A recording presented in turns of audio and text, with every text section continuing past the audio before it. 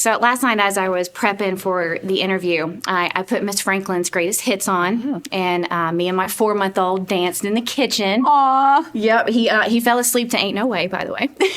Good one. I know. So what did your days and nights look like as you prepped for this film and as you were filming? Because I'm sure, as the Queen of Soul herself asked you to portray her, that had to have been pretty intense. Oh, definitely. It's nothing you could take lightly. I don't think I've slept since, to be honest. And very much like that. I would go to sleep to Aretha, wake up to Aretha. I still do it. Even now, I was just at home with my 12-year-old, well, he'll be 12 in a few days, year-old son. And I just put the TV like on YouTube and just let it play. Yeah. So we sit and look at stuff like that all the time, even after the fact. Just kind of bask in it. You got her walk down perfect. Did I? Yeah. Okay. I was watching, so it's like every little detail. I'm like, she got that little shimmy. She's got the walk down.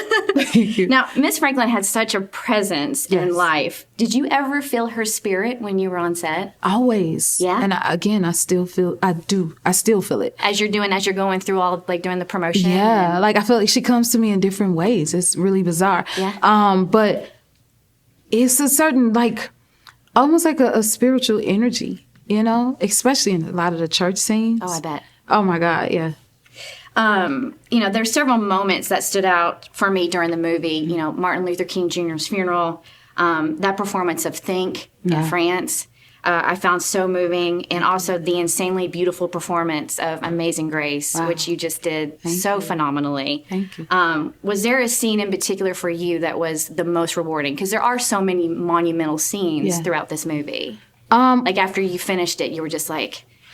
One that sticks out to me is the Dr. King Memorial. Yeah. That one, for sure. Like, it was so raw and honest, and everything was done like in real time, the singing and the act, everything at one time. But in films you do ADR afterwards, and it's like you can't ADR that. It's so raw and it's so honest, and it was so necessary. And why? Because when I think of her at a time like that, now knowing what I know, to know how close she was to Dr. King, to know the time they were in and what he represented, and to think she had to get up and still be the light and sing through that while hurting. Mm-hmm. You can't help but to feel for that, you know? That's why that was one of the moments in the movie that's just like, after you're done watching, as you're walking out of the theater, you're thinking back, and that's just one of the scenes that just kept, coming back to mind to me. And this is, such an education for anybody who watches this movie about Miss Franklin, because the birthday scene, and the cake says, "Happy 25th birthday," and I'm like, she's only 25?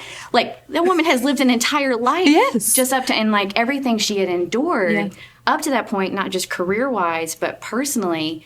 Do you feel like somebody has to go through trauma or tragedy in order to be great? Well, what's the saying? Tried through fire and came out as pure gold. Mm-hmm. So, I guess I won't say you have to. Mm-hmm. But sometimes you do, and sometimes it becomes your testimony, you know? And to me, a lot of the film, it feels like her testimony. Her life was that, you know? One of my favorite quotes is, you can't have a testimony unless you've been tested. And that. Yeah. Exactly, yeah. And you can see that through the film. And I'm so glad they gave you a scene with Audra McDonald. Oh, God. Yeah. That was so, because as you're watching it and seeing her with, young Aretha Franklin, so to have that moment of you two, and it's such an intense moment, and such an intense scene. How did you emotionally recover from that? Ooh, that scene was the toughest one, and it's actually my favorite one as well. It's so powerful to me. It's so raw. It's so raw. Yes, it is, and it was really raw emotion. But it wasn't until that scene was the scene where it clicked to me, like, this is what Aretha saw in me to say, Jennifer, tell my story, because I don't think I would have been able to without my own life triumphs. You see what I'm saying? And to be able to tell her story so raw and with so much depth and honestly, I'd be remiss. I just want to end. I feel like the universe works purposefully. And like many, my dad's favorite hymn was Amazing Grace. Wow.